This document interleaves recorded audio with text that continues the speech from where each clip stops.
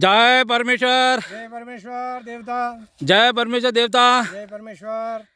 ये कौन सी जगह है आपके? ये परमेश्वर कृषि फार्म बिशलपुर है साहब। अच्छा जी। अभी ये मौसम से बारिश हुई, आपका कोई नुकसान तो नहीं हुआ ना? अभी नुकसान तो भरपूर हुआ है, जिसकी कोई सीमा या कोई शुमार नहीं होता है, इतना नुकसान हुआ है। अच्छा। और किसान लोग इस बेमौसम बारिश से बिल्कुल बर्बाद हो गए हैं। हाँ। और तमाम फसलें बिल्कुल नष्ट हो चुकी है। मैं भी एक किसान हूँ।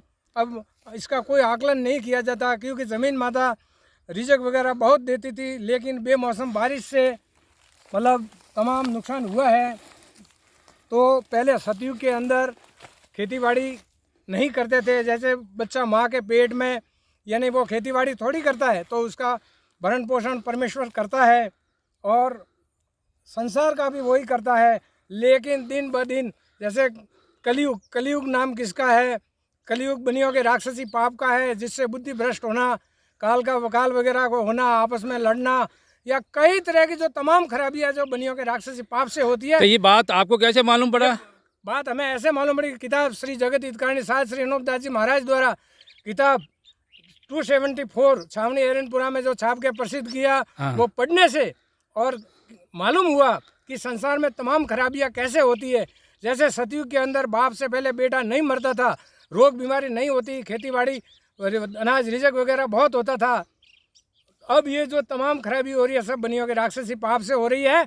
और सतयुग की परिभाषा वही है कि बाप से पहले बेटा नहीं मरता था, रोग बीमारी नहीं होती थी, रिजक वगैरह बहुत होता था, तो किसी के किसी प्रकार का टोटा नहीं था, उसको सतयुग कहते थे।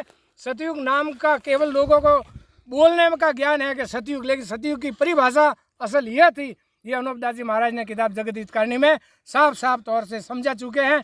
अगर अपन समझकर बनियों के राक्षसी पाप को मिटाने का बंदोबस्त नहीं किया, तो तमाम संसार हिंदू मुसलमान अंग्रेज वगैरह अपनी औलाद समेत घात हो जाएंगे। और अगर अनूपदास जी महाराज की लिखी बात पर यकीन लाकर पाप छोड़ाने की कोशिश की और पाप धजाने का बंदोबस्त किया, तो औलाद समेत सभी सलामत रह जाएंगे।